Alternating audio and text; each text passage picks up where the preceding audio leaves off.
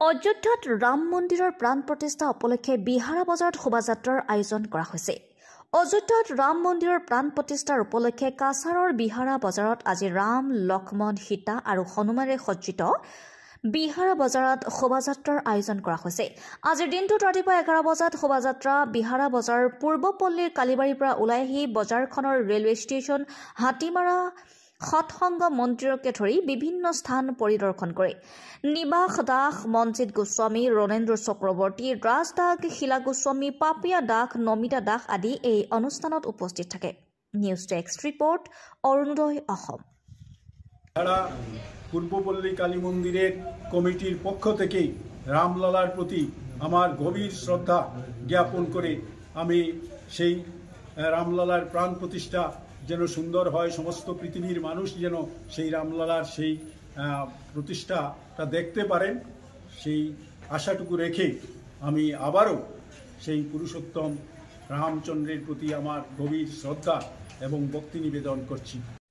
বিহারা পূর্বপল্লী কালী পূজা কমিটির পক্ষ থেকে রামলালার প্রাণ প্রতিষ্ঠার প্রাক্কালে অর্থাৎ এর পূর্বদিনে রামলালাকে স্বাগত জানানোর উদ্দেশ্যে আমরা জীবন্ত রাম, সীতা, হনুমান এবং লক্ষ্মণের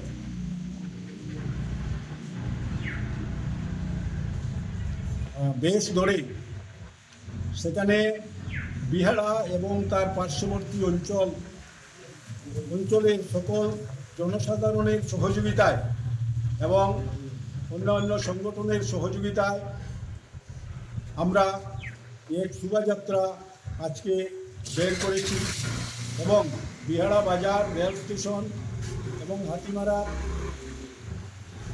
মন্দির পর্যন্ত